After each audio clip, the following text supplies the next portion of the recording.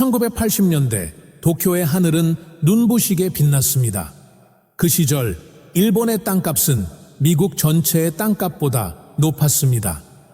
도쿄 긴자의 한 건물을 팔면 캘리포니아의 도시 하나를 살 수 있다는 말이 돌았죠. 거리는 고급 양복과 첨단 전자기기로 가득했고 Made in Japan이라는 단어는 완벽함의 상징이었습니다. 전 세계는 일본을 부러워했고 일본인들은 자신들이 세계의 정점에 섰다고 믿었습니다. 하지만 이 믿음은 하루아침에 만들어진 것이 아니었습니다. 1945년 패전으로 폐허가 된 일본은 아무것도 남지 않았습니다. 그러나 미군정의 산업 재편, 한국전쟁 특수, 그리고 미국의 전략적 지원이 맞물리면서 일본은 불과 20년 만에 경제대국으로 변했습니다. 미국은 말했습니다. 일본은 전쟁의 나라가 아니라 자본주의의 전초기지가 되어야 한다. 그 계산은 정확히 들어맞았습니다. 1968년 일본은 세계 2위의 경제국이 되었습니다. 오사카 엑스포가 열리던 그 해, 사람들은 외쳤습니다. 우리는 선진국이다. 그들의 질주는 끝이 없어 보였습니다. 하지만 엔진이 뜨거워질수록 그림자는 짙어졌습니다. 1970년대 두 번의 오일 쇼크가 전 세계를 뒤흔들었지만 일본은 오히려 그 위기를 기회로 바꾸었습니다. 연비가 뛰어난 일본 자동차, 가볍고 정교한 전자제품, 그리고 전 세계를 사로잡은 소니의 워크맨. 이 모든 것이 일본을 미국 시장의 주인공으로 만들었습니다. 디트로이트의 공장들은 문을 닫았고 사람들은 말했습니다. 미국이 만든 질서를 일본이 다시 쓰고 있다. 그러나 모든 질주는 결국 반작용을 부릅니다. 1985년 미국은 더 이상 참지 않았습니다. 뉴욕 플라자 호텔에서 열린 G5 회의. 미국은 일본에 엔화 절상을 강요했습니다. 거절한다면 안보 보장도 없다. 협박과 함께 플라자 합의가 체결되었습니다. 그리고 그날 이후 엔화의 가치는 급등했습니다. 수출이 막히자 일본은 방향을 틀었습니다. 이제는 내수로 살리자. 정부는 금리를 내리고 돈을 풀고 부동산 규제를 완화했습니다. 시중의 돈은 공장 대신 땅으로 흘러들었습니다. 주식과 부동산, 그리고 믿음으로 만들어진 숫자들, 거품은 그렇게 조용히 부풀기 시작했습니다. 그들이 산 것은 단순한 흙이 아니었습니다. 그것은 믿음이었습니다. 1987년 일본은 꿈을 꾸고 있었습니다. 거리는 활기로 가득했고 증권가의 그래프는 하늘을 찔렀습니다. 도쿄 증권거래소의 시가총액은 뉴욕의 2배, 런던의 5배에 달했습니다. 은행들은 끝없이 돈을 빌려주었고 사람들은 자신이 가진 모든 것을 담보로 또 다른 대출을 받았습니다. 주식을 사고 땅을 사고 그 위에 또 다른 빚을 쌓아 올렸습니다. 이제 부동산은 단순한 자산이 아니라 신앙이 되었습니다. 땅값은 절대 떨어지지 않는다. 수백 년 동안 이어진 믿음이 사람들의 머릿속을 지배하고 있었습니다. 그들은 실제로 그렇게 믿었습니다. 회사원들은 주식을 사고 주부들은 저축 대신 부동산에 투자했습니다. 심지어 기업들조차 기술 개발보다 땅 사기에 몰두했습니다. 공장을 짓는 것보다 도쿄의 한 평을 사는 게 더 이익이었으니까요. 도시의 밤은 화려했습니다. 긴자의 술집에는 부동산 업자와 은행원들이 넘쳐났습니다.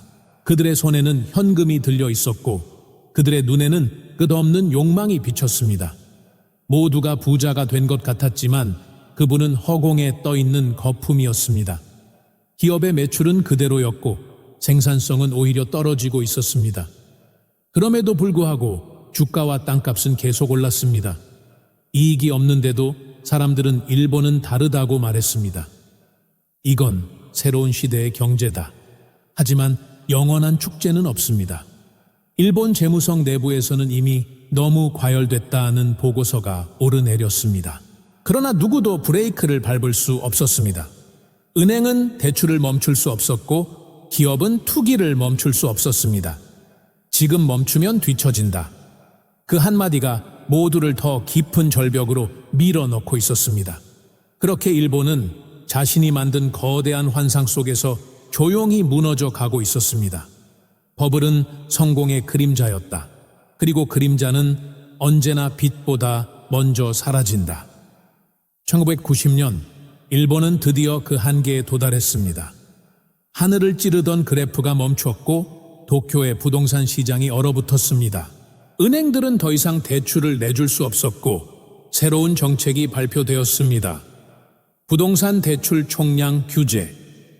이 법은 한마디로 돈줄을 끊는 명령이었습니다. 은행은 기존 대출을 회수해야 했고 새로 돈을 빌려줄 수 없게 되었습니다. 결국 부동산 업자들은 속수무책으로 무너졌습니다. 갚을 돈이 없었기 때문입니다. 그리고 그 순간 버블은 터졌습니다.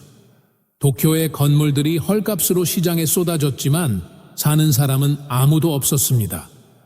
은행은 부실 채권에 짓눌렸고 기업은 파산했고 가정은 일자리를 잃었습니다. 도쿄를 팔면 미국 전체를 살 수 있다. 그 말은 이제 조롱처럼 들렸습니다. 금융기관이 무너지고 증권사가 문을 닫았습니다. 경제는 마비되었습니다. 거품이 사라진 자리에 남은 것은 텅 빈 도시와 절망뿐이었습니다. 정부는 뒤늦게 60조 엔의 공적 자금을 투입했습니다. 그러나 이미 늦었습니다. 기업은 신용을 잃었고 사람들은 희망을 잃었습니다. 일본의 중산층은 무너졌고 잃어버린 10년이 시작되었습니다. 사람들은 그제야 깨달았습니다. 그들이 쫓았던 것은 부가 아니라 환상이었다는 것을. 그 믿음은 너무 커서 현실을 삼켜버렸습니다. 거품은 터질 때 소리 나지 않는다.